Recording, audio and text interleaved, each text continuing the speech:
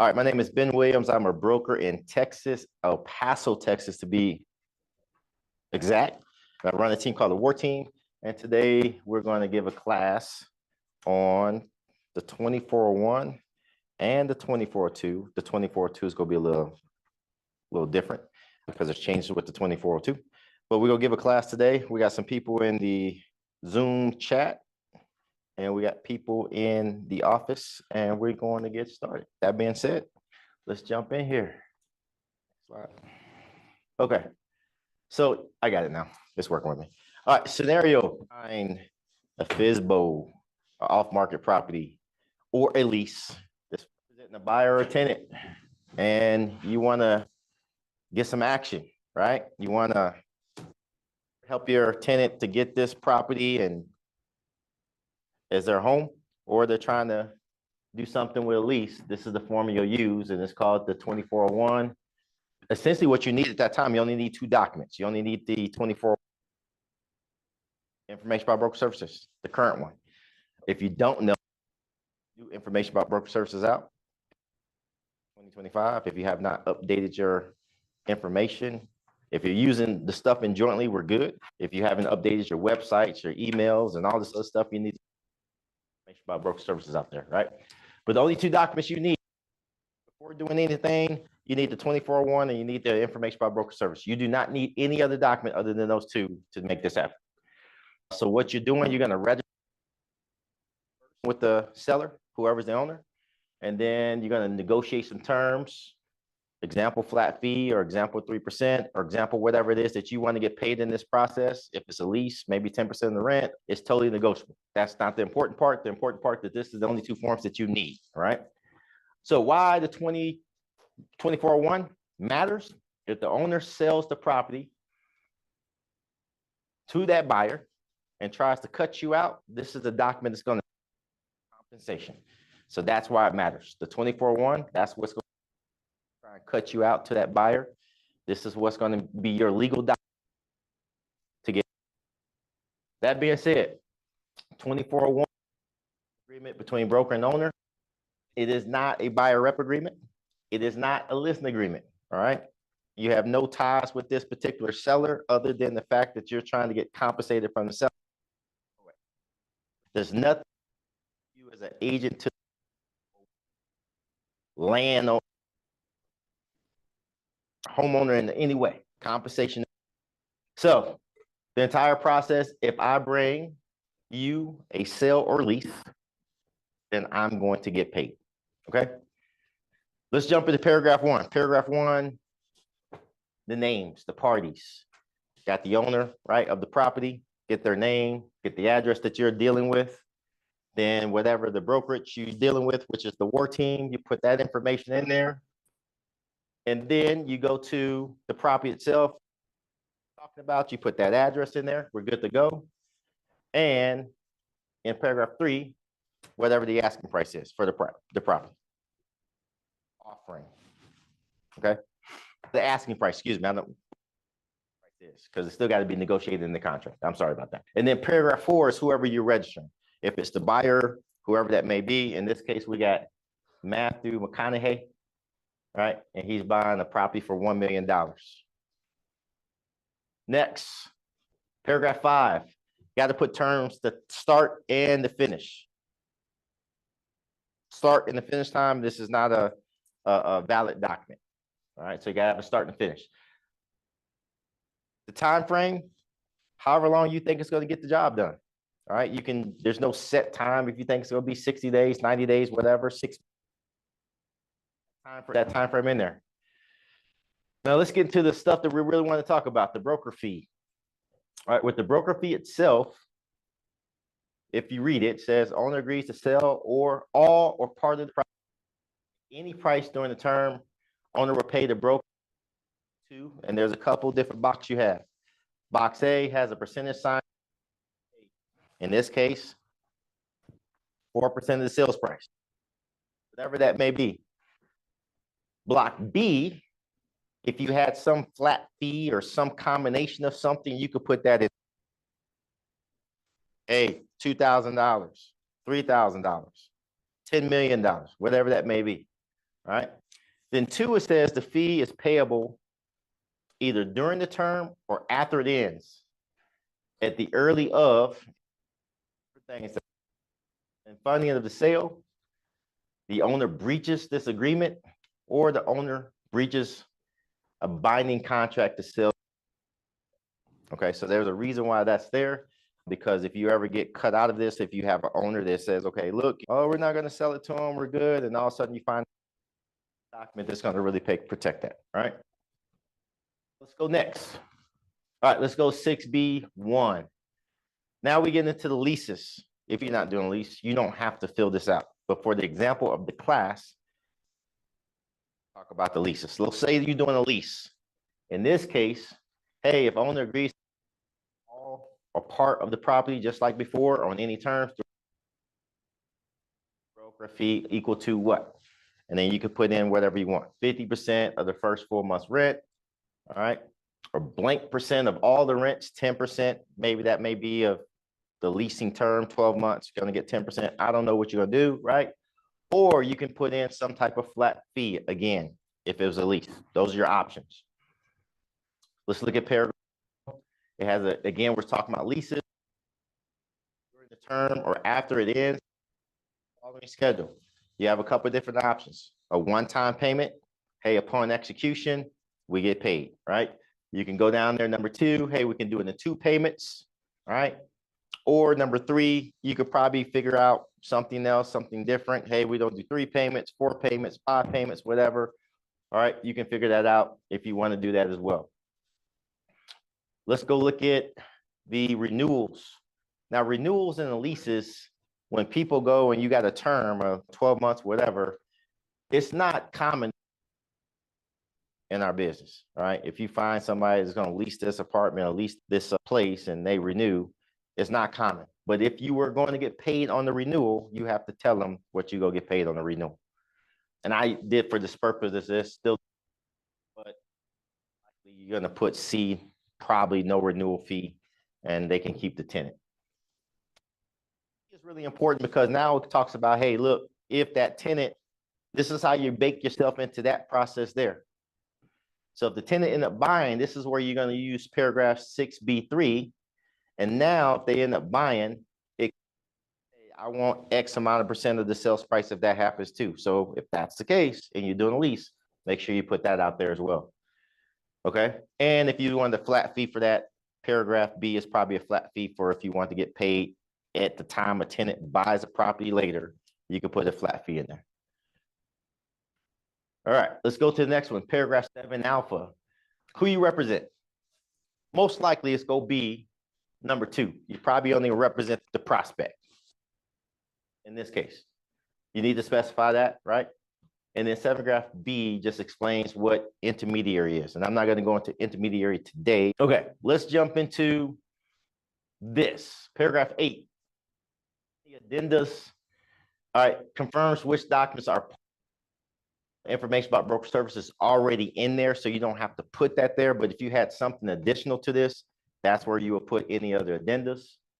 And then the last portion, paragraph 9, is just the provisions. And we can go into that, but I won't go into that today because I'm going to jump into another thing. We're going to do this 2402 again. Any questions about when to use it, how to use it?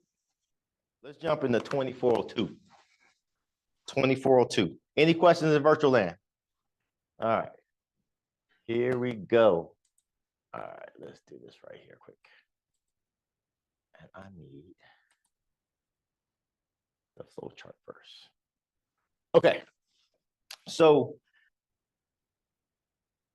put out there this morning, this is going away, right? They're going to take the new contract coming out, supposed to take the 2402 is supposed to go away, right? Yeah. Okay. Yeah, they've been talking here, but now, and I still just yesterday explaining page 10, just yesterday we had the other agent used to put in paragraph 12 for the, still got people out there, regardless if it's changing or not, it is coming down where the compensation will only be in the contract. Doesn't mean that the 2402 is going to mean that broker to broker compensation can't happen. But what they're going to end up doing, that looks like what they're going to do and say, okay, hey, look, not the only, but I believe page 10 is not going to have that remark at the bottom. I think if there is any broker to broker compensation, this form is still going to be used, but it's not going to be seen any place on this contract. I believe that's what's going to happen, right? What's going to come down the pipe eventually is that compensation for a buyer's agent is going to be in paragraph 12. They're going to change it, right? But we still got this right now. So we still got people out there. I want to break this down because I want to make sure we understand currently as we sit here, it's still this way, all right? So the first thing we have up there, can you to that first paragraph? Just make it like, zoom in or something, or the plus sign up there. Yeah, and then come over. You gotta just pull that up over here.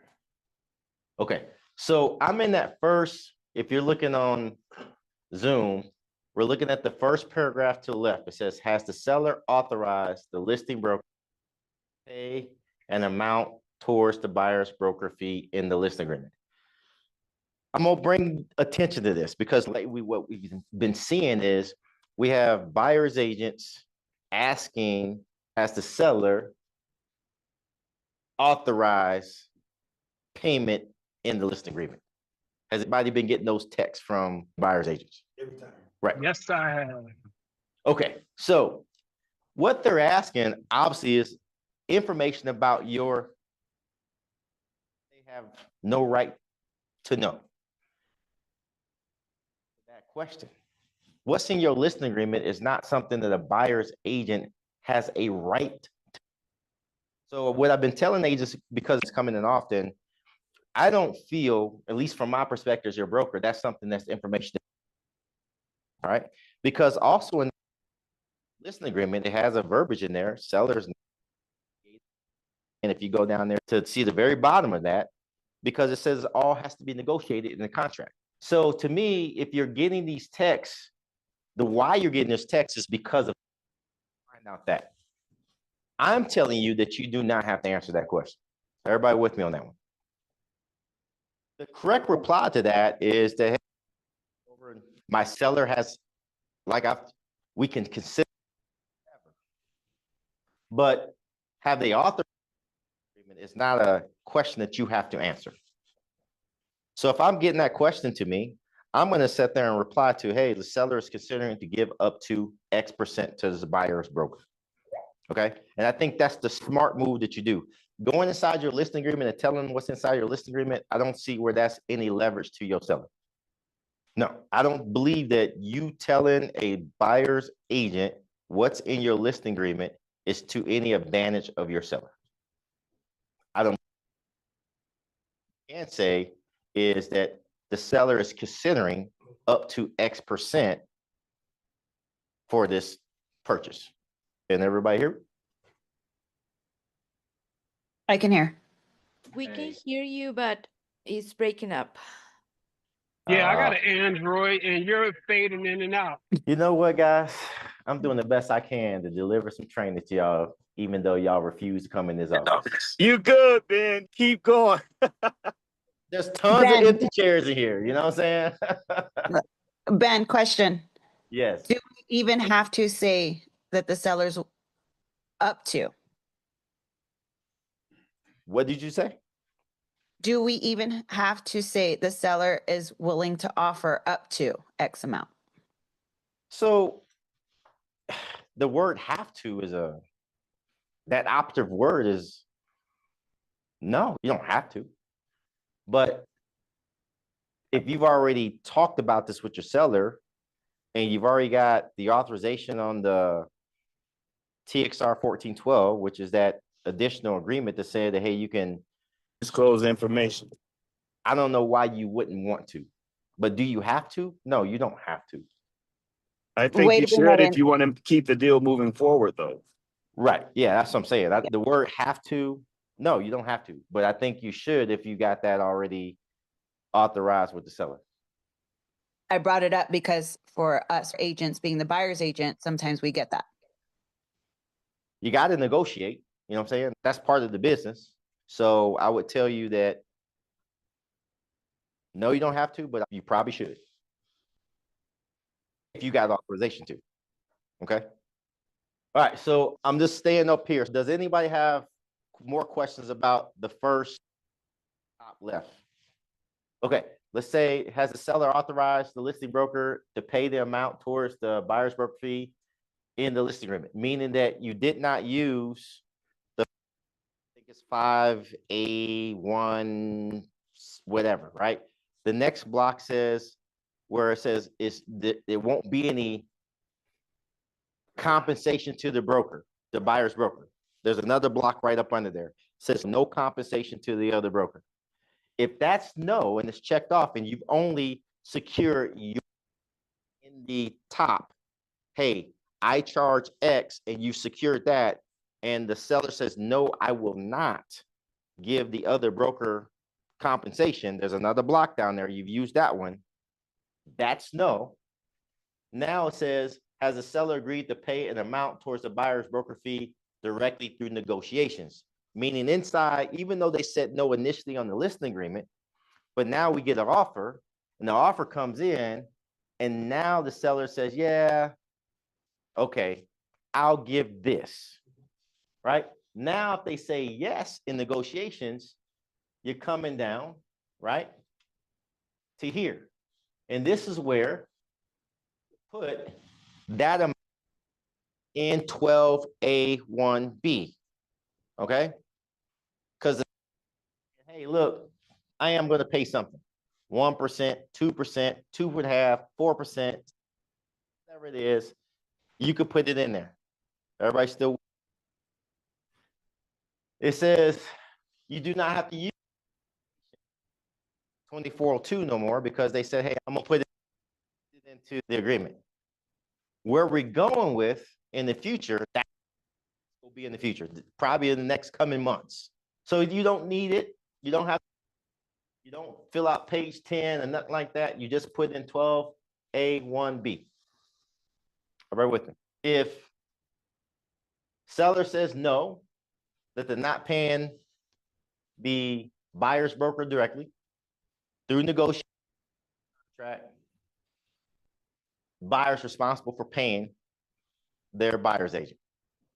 So if it's no, buyer's paying the buyer's agent. Everybody still with me? Yes. Cool. Let's go on back. Let's go on back. Let's go on up here to the next one. All right, so now we've negotiated, not negotiated. The listing broker says pays buyer's broker. The buyer's broker should use the compensation between brokers currently 2402 for the amount being paid by the listing broker and complete disclosure page 10 of the sales contract with the agreed upon amount. Do not complete the paragraph 12A1B in the contract for the amount. Okay. Everybody still with me there? Yes. All right. I want to go over to the CDAs. Let's move. CDAs. The listing broker should submit a CDA disclosing the amount, the compensation the seller is paying to listing broker, right? It does matter, but you got to make sure put in CDA, and the buyer's broker should submit a CDA to title company disclosing the amount of compensation the buyer is paying the buyer's broker. That's just the CDA. That's got to have the instructions, who's paying what, and all this other stuff. That's how it goes. So right now, if we're doing this, now I really prefer right now today that we stay even now right here. Because I feel like it's just a solid way to do business because it's transparent, it's clear. It takes all the guessing game out of it. The seller's paying the buyer's broker, and they're paying this, right? Seller's paying what you're getting in the listing agreement, right? I think that's the safest way, and that's where we're trying to go. That's what we've been saying in that way. The other thing about it, as a broker, accounting wise, if I'm on, now I don't have to account for that money coming in to my brokerage and doing a W-9 over to broker Y and broker Z. I can only account and have to account where I'm paying my agent. And now I don't have to sit there and get all these W-9s all over the world for every time the listing broker pays a buyer broker. And now I don't have to write that money to my brokerage. So that, I feel like that's the best place anyway. That's something personal as brokers, but that's the way I see it. Because a lot of times we don't get those W-9s from Jesus. And so we're eating it on taxes, okay? Questions up to this point? And please be open with me, because it's still confusing with a lot of people today. Okay, good. All right. Let's keep on going. Now, wonder currently right now, let's say if you had a situation where the listing broker is paying the buyer's broker and the seller, that can't happen. It can happen. Example being, listing broker says, hey, I'm going to pay the buyer's broker 1 point, right? And the seller says, hey, I'm going to give 2 points, right? Now, if we have those situations, because we have had those situations, right? And they've come about. Let's go up. Let's look here. Scott right there says, hey, if the amount the listing broker is paying the buyer's broker is not enough to cover the entire buyer's broker's fee, the seller may agree to pay an additional amount directly to the buyer's broker in the sales contract. And in this scenario, the portion of the buyer's broker fee will be paid by the listing broker using the compensation agreement between brokers 2402, and the portion would be paid by the seller using paragraph 12A1B in the sales contract. So you could have 2402 and have something in 12A if they were dividing up something. Now, the only thing I tell you, if we're on the buyer side of that, we have to match that amount in our buyer rep agreement. Now, let's say if the buyer rep agreement, and this comes up a lot, buyer rep agreement says 3%, and somehow you've landed with any combination of the seller and the buyer, you landed up on 2.5%. Do we have to modify our buyer's rep agreement? We don't, because we haven't exceeded the 3%. If we exceeded the 3%, then we would have to modify the rep agreement. If it's under, we do not. That comes up a lot of times, right? So if your buyer rep agreement has 3 and you somehow you land on 2.5 in any way, shape, or form, you do not have to go back and amend buyer's rep agreement. But if you rep agreement at 3%, and now all of a sudden getting 5%, we got to go back and amend the buyer's rep agreement. So, in conversations we have daily is the TCs and I and stuff like that. That does come up a lot. And there, to give you an example, just say whatever way you want to look at it. Is that up or down?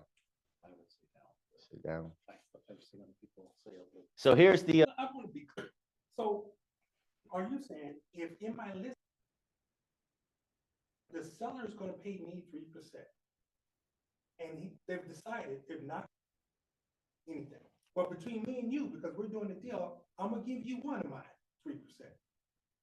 So we do a broker to broker compensation. Yep. And then later, as the deal, the seller agrees to give another paragraph 12. So he total 2. Total 2. I'm giving one for my 3. They're giving another one because they want to. Correct? They would have to have paragraph 12 filled out. Yep. And we would have a 2402 filled out. Correct. Both of those would be right. Okay. All right. Agreement has to match. Okay. Questions on this one? Because I know this can be confusing. Please bring it to me right now. All right. That was it. Pretty as mud. Hey, if you have not signed up for Education Day, you need to sign up. It is a $40 fee. What is Education Day? is all about education. What's going on in the industry? What's happening with the 3-tier agreement? They're going to have a couple of different speakers. They have a lot of vendors, and it is a $40 fee. So if you haven't done it, it's next Friday on the 10th at the Starlight Convention Center. If you have not done it, you got to go onto the GEPAR website, do the registration, pay your $40. Next Wednesday, we have Wild Wednesday right here in this room. We have an appraiser coming to talk price, answer questions. But on top of that, we got the House of Love stacks in the house. They're going to be in the next room. They're going to be fixing pancakes. I told them we have about 30, 35 people here. So if you want some pancakes, if you want to get some pancakes, here next Wednesday at 11 o'clock, and we'll have the House of Love stacks in the house. If you haven't checked out their page on it, thousands and thousands of followers, and they got a lot of activity on there. But they'll be in the house here. They're looking forward to partying with the war team. Not partying. All right. But that's it. That's all I got. All right. Appreciate y'all. Thank you. Peace. Yes, there.